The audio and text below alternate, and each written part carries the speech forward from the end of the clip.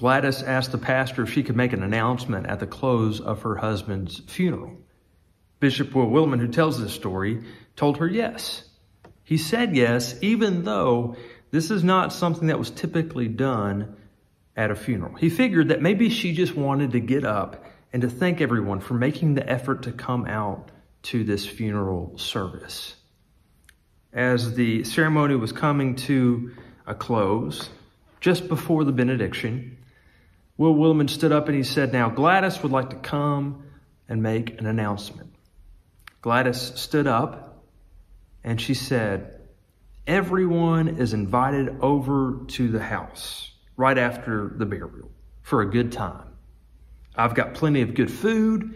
I've got a cooler full of drinks, and we're going to send John out in style. We're going to throw a big party. After all, John would want it that way." And I have to admit that as I hear the story, it seems kind of strange. Funerals and parties don't seem to go together, do they?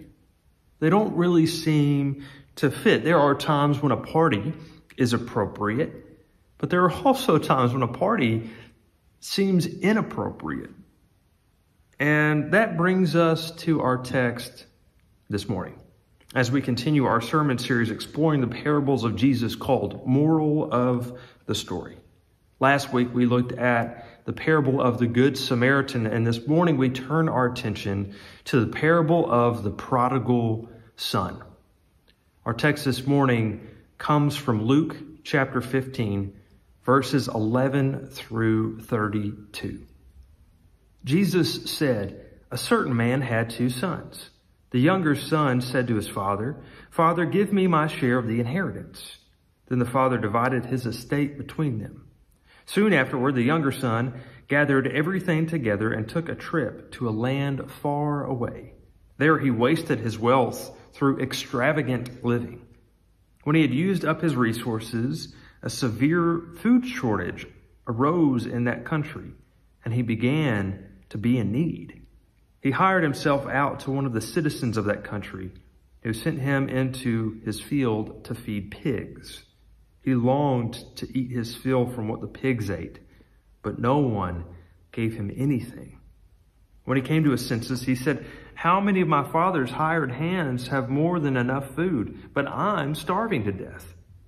I will get up and go to my father and say to him, Father, I have sinned against heaven and against you. I no longer deserve to be called your son. Take me on as one of your hired hands.' So he got up and he went to his father. While he was still a long way off, his father saw him and was moved with compassion. His father ran to him, hugged him, and kissed him. Then his son said, 'Father, I have sinned against heaven and against you. I no longer deserve to be called your son.' But the father said to his servants, 'Quickly, bring out the best robe and put it on him. Put a ring on his finger and sandals on his feet. Fetch the fattened calf and slaughter it. We must celebrate with feasting, because this son of mine was dead and has come back to life. He was lost and is found.' And they began to celebrate. Now his older son was in the field. Coming in from the field, he approached the house and heard music and dancing. He called one of the servants and asked what was going on. The servant replied, 'Your brother has arrived, and your father has slaughtered the fattened calf because he received his son back safe and sound.' Then the older son was furious and didn't want to enter in, but his father came out and begged him. He answered his father, 'Look, I've served you all these years, and I've never disobeyed your instruction. Yet you've never given me as much as a young goat, so I could celebrate with my friends. But when this son of yours returned after gobbling up your estate on prostitutes, you slaughtered the fattened calf for him.' Then his father said, 'Son, you are always with me, and everything I have is yours. But we had to celebrate and be glad, because this brother of yours was dead and is alive. He was lost and is found.'" Jesus tells this parable of the prodigal son. A son goes to his father and demands his share of the inheritance. And in asking for this inheritance, the youngest son essentially is saying, Dad, I wish you were dead. Give me what is mine. The younger son has this sense of entitlement. Give me what I want. I want it now. It's kind of like from the movie Willy Wonka and the Chocolate Factory.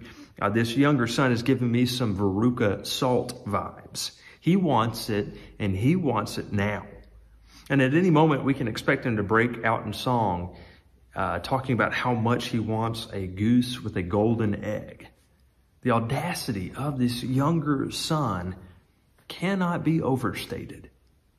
N.T. Wright further explains the seriousness of the younger son's actions by saying, when the father divided the property between the two sons and the younger son turned his share into cash, this must have meant that the land the father owned had been split in two, with the younger boy selling off his share of the land to someone else. So basically, this son sells half of his family's farm. This farm that has probably been in their family for generations is now being carved up, and half of it is being sold to someone else. The younger son doesn't seem to care anything about family legacy or the history of the farm. He simply takes the money and runs. The younger son goes off to a foreign land. He drinks, he gambles, he parties until there's nothing left. He's now completely broke. He's penniless and destitute. He is forced to get a job doing what no Jewish man should ever do, tending to the pigs. Things get so bad that this man even looks at the food that the pigs are eating and desires to eat that same food. I guess you could say he truly wanted to pig out. But this son has hit rock bottom.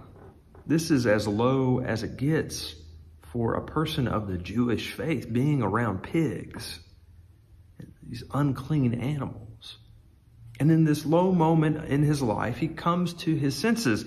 He comes up with this plan. He says, how many of my father's hired hands have better lives than this, have more food? Here I am starving to death. I will get up, I'll go to my father, and I'll say to him, Father, I have sinned against heaven and against you. I no longer desire to be called your son. Take me on as one of your hired hands. And so the son decides to go back home. And I can imagine that was the longest walk of his life. I can imagine that he spent that whole time reflecting on all of the mistakes that he had made. He probably spends that whole time practicing that speech over and over and over again in his head, constantly thinking about how he's going to say this to his father. I'm sure that he's filled with anxiety and fear, and I'm sure that those feelings only grew as he draws closer and closer to his father's house. But the father sees the prodigal son coming down the road in the far off distance. He must have been watching for him, waiting for his son to come back, hoping that his beloved son would return to him. Because when he sees his son, this old man takes off running. He takes off running right toward his younger son. He embraces him. He hugs him. He kisses him. Notice that before this younger son even has a chance to start rattling off his prepared apology, his prepared speech, the father hugs him, kisses him, embraces him, showing him that he doesn't need an apology. He doesn't need to hear a speech. He's just glad his son is safe back in his arms. Father doesn't hold any grudges or harsh feelings toward his son. He isn't saying to himself, well, I can't wait for my son to return because I'm going to give him a piece of my mind. No. He's been longing to see his son, and so he shows compassion. He shows love. He shows mercy. He forgives him of his sins, and he welcomes him back home with open arms. The Scottish theologian William Barclay argues that this parable should never have been called the parable of the prodigal son, for the son is not the hero. It should be called the parable of the loving father, for it tells us rather about a father's love than a son's sin. The love of this father is really extravagant because not only does the father forgive his son, but he also throws him a party. Now, again, this is pretty strange. He's throwing a party for his son who has done too much partying. It's like throwing a party at a funeral. It doesn't make sense. And sure, the father should be happy that his son has returned, but should he really be throwing him a party? Typically when a son or daughter acts this foolishly, there are some serious repercussions. They're grounded. No television, no phone, no video games, whatever, for a whole year at least. Instead, we see a young man who is lovingly welcomed home and celebrated with a lavish party. But this is not where the parable ends. We see the welcoming of the prodigal son from a loving father, but then we see a much different response from the older brother. The older brother had been working in the fields. Notice he's out doing his job, doing what he should have been doing all along. And he hears this commotion. He hears this music. He sees this dancing. He smells the food. And he learns of his brother's return. And he gets upset. He is so upset that he refuses to join that party. He sits outside and his temper rises and he grows angrier and angrier. And I'm sure that he's thinking to himself, really? Really? A party? This is not the appropriate time for a party. We shouldn't be celebrating my little brother. He squandered his inheritance. He made us lose half the farm. The older brother, in my opinion, has every right to be angry. It just doesn't make sense. Why would you reward such bad behavior? The older brother has done everything right. He's stayed with his father. He's worked on the farm. He's made all of the right decisions in his life. He's always done the right thing. It must have been difficult for him to see his younger brother receive this extravagant party after making such a stupid mistake. Why doesn't his father throw a party for him instead? Over time, the father realizes that his older son has not joined the party, so he goes outside and he begs for him to come in. The brother is indignant. He has conversation with his father, calling him out. He says, look, I've served you all of these years and I've never disobeyed your instruction. Yet you've never given me as much as a young goat so I could celebrate with my friends. But when this son of yours returned, after gobbling up your estate on prostitutes, you slaughtered the fattened calf for him.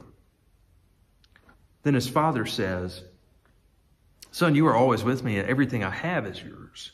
But we had to celebrate and be glad because this brother of yours was dead and is alive. He was lost and is found. N.T. Wright further explains this conversation. Everything the father has belongs to the older brother because the younger brother has spent his share. And that is part of the problem. The older brother sees all too clearly that anything now spent on his brother will be coming out of his own inheritance. The older brother is so frustrated with this situation that he fails to show his own brother compassion. I think the older brother isn't as mad at his younger brother as he is at his father. I think the older brother is probably glad that his younger brother is okay, that he's back home safe, but he's furious that his father is rewarding this bad behavior. He wants the punishment to fit the crime. But this party is a message of forgiveness from a father to his son. The party is a symbol of forgiveness. There are a number of places in the Bible where the forgiveness of God is described as a celebration. In Zechariah 3:4, the prophet says that Israel stands in dirty clothes before God because of Israel's sin. The prophet says, take off his filthy clothes. Look, I have removed your guilt from you. Put on priestly robes. It's almost exactly the same as this parable of the prodigal son, where the father says to the servants, quickly bring out the best robe and put it on him. Put a ring on his finger and sandals on his feet. Fetch the fattened calf and slaughter it. We must celebrate with feasting. Because this son of mine was dead and has come back to life. He was lost and is found. In the Gospels, we see that Jesus is kind of known for enjoying parties, even at inappropriate times and even with inappropriate people. Jesus partied so much that he was accused of being a glutton and a drunkard. He communed with tax collectors and prostitutes and sinners. So maybe we can draw a parallel between the Father and this parable and Jesus. A party is a sign of forgiveness. If that is the case, then I'm glad that Jesus likes to party. I'm glad that Jesus likes to celebrate. But often we respond like that older brother. But he doesn't deserve a party. But he doesn't deserve forgiveness. And here's the thing, the older brother is right. The prodigal son doesn't deserve forgiveness. He has done nothing to deserve a party. And just like the prodigal son, we don't deserve forgiveness. We don't deserve a party. We don't deserve grace. But Jesus responds, it doesn't matter. I'm going to throw you a party anyway. The parable ends with us not knowing what happens. Does the older brother continue to sit outside and sulk? Or does he decide to join the party? Friends, I invite you this morning to go and join the party. Amen.